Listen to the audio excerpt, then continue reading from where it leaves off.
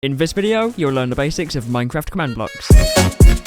Let's get started, but first of all, welcome to the video. My name's Happy, and we're going to get started with the 3 types of command blocks. First of all, this is an impulse command block. If I press the button, it activates once. This is a chain command block. If I press it, nothing happens because it needs to have an input from either a chain or a repeating command block. This is, of course, the repeating command block, and if you press the button, it repeats 20 times per second. And if you find this video useful, I'm doing plenty of map making tutorials this year, so feel free to subscribe for those. Taking a look inside of each command block, this is the impulse command block. As you can see, it's labeled impulse here. If you want to change the command block type, you click once and you can switch between all 3 types of command blocks. We'll keep it on impulse. Here is where you type the command. As you can see, we have say hi. This works exactly the same as the Minecraft chat window. Here we can change it from unconditional to conditional. We'll get into that later. And this is where we can set it to needs redstone or always active. For the basic uses of an impulse command block, we're going to keep it on needs redstone. Looking inside the chain command block, it's pretty much the exact same layout as the impulse command block, as will be the same for the repeating one, except this time it says chain.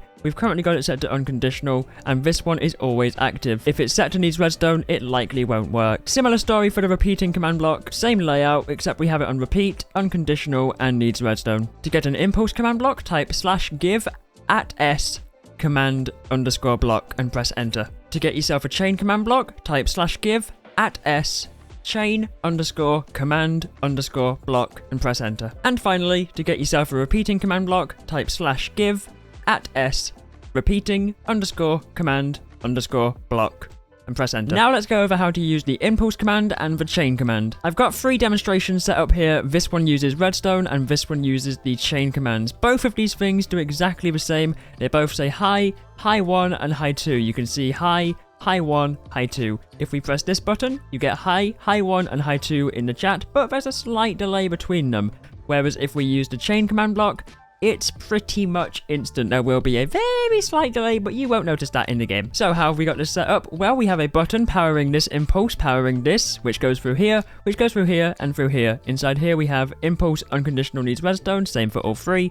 And we just have hi, hi 1, and hi 2. However, when it comes to the chain, all we have is a button which powers the entire thing. And that's because we're using this to say hi, impulse, unconditional, needs redstone. And then we have 2 chain command blocks coming from this impulse. One thing to take note when using command blocks is the direction of the arrow. The direction of the arrow is where the command flow line is going to go. So for example, if we had a command block facing this way and then a chain command block facing this way, that might not work. Similar thing if we had one going like this, that's not going to work. You have to make sure they are facing the right way so the command line can flow. Now, earlier on in the video, I mentioned something called conditional command blocks, and that's with the arrow looking like this. Now, what does that do? Well, in its simplest form, that means that this has to activate before this can activate, and this has to activate before this can activate. But the command has to be successful. Now, obviously, we still have hi, hi 1, and hi 2, so we know that this is going to work. If we press the button, we get the results in the chat. And in its basic form, that's conditional command blocks. Later on in the video, I'll give you an example of how to use them for a checkpoint system. And before we get onto that checkpoint system, we need to take a quick look at repeating command blocks, which just so happen to be purple, because purple means repeating, right? Anyway, we have the same thing, hi, hi 1, hi 2, although this time we have a repeating command block. This is set to needs redstone.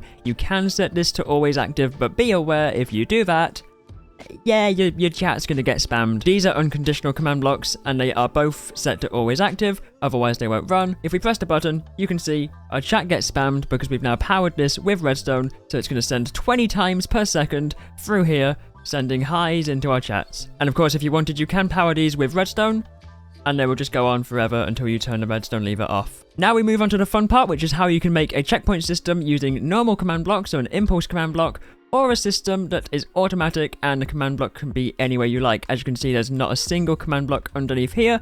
The command block is here. But let's first of all focus on the basic version of this checkpoint system, which uses a single impulse command. We can tell it's single because it's not going anywhere. It's pointing into this block, which it doesn't need to, but we're just going to have that pointing up so you can tell it's not going anywhere. And if we stand on this pressure plate, we see in chat that our spawn point was changed, and if we now kill ourselves, you'll see that we respawn on the pressure plate. Now, the way we've done that is we've got a golden pressure plate on top of a golden block with a command block underneath it with spawn point at P, tilde, tilde, tilde. So the tildes are our location, and we've chosen 2 blocks above the command block, and we've chosen this, which will also do the angle of our rotation. So that means if we were to be facing this way and we were to do that and then we died, we would be facing the wrong way. The example I used won't work with directions, so you won't need that fourth location tilde. I'll show you how to do rotational checkpoints in a second. You'll probably find that's because it's executing at the command block, which is what we can fix in this example. Now, this example uses a repeating command block, and if we have a look inside, we have a bit of a daunting command, but I'm going to walk you through it and explain everything that it does. So first of all, the system is turned off at the moment. We know that because it needs redstone, and the redstone lever is off. The command itself, execute as at A, that's going to execute at everybody on the server. Then it's going to choose at S. So it's going to go at a specific player if the block below them is a gold block. And once it does that, it's going to do as at S. So once it finds the player, it's going to execute the next command as that player. And then it's going to change the spawn point to their location with their rotation as well. So if we press cancel on this, activate our lever, and we stand on the gold block, you can see 20 times per second our spawn point just got changed, and if we die, we will be facing the same way we died on top of the gold block. So you can see if I face this way and then kill myself, we're going to be spawned facing this way. At the moment, when we stand on here, our chat is getting absolutely spammed with these commands. Now, the simple way to do this could be just to do game rule command block output false, and that would stop the situation. That would stop the spamming of chat. But let's say we wanted to have a system whereby we had a little piece of text that came up on the screen that said spawn point. Now, to do that, we can place down a repeating command block, copy and paste a command, turn this one off, turn this one on. That's great and all, but we don't have a way. We can't run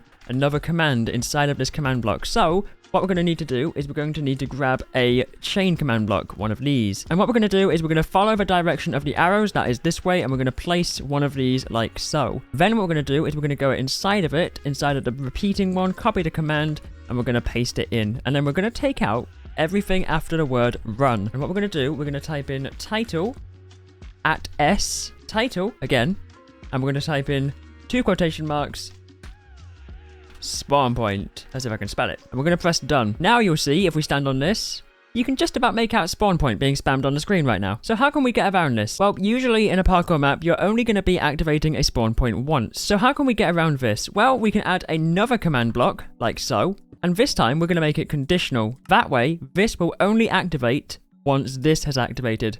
And what we're going to do is we're going to do set block, the coordinates of this gold block, and we're going to set it to yellow concrete, like so.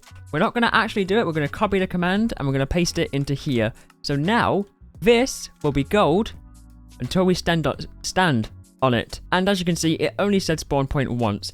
Now, let's say you're doing a multiplayer map and you have a friend that comes along and they want to use the spawn point too, but they can't because it's now a golden yellow block. You're going to want to place down another repeating command block, and you're going to want to do the following command inside of it. You're going to want to do execute if entity at A, and you're going to do some square brackets. Inside the square brackets, do an X, a Y, and a Z.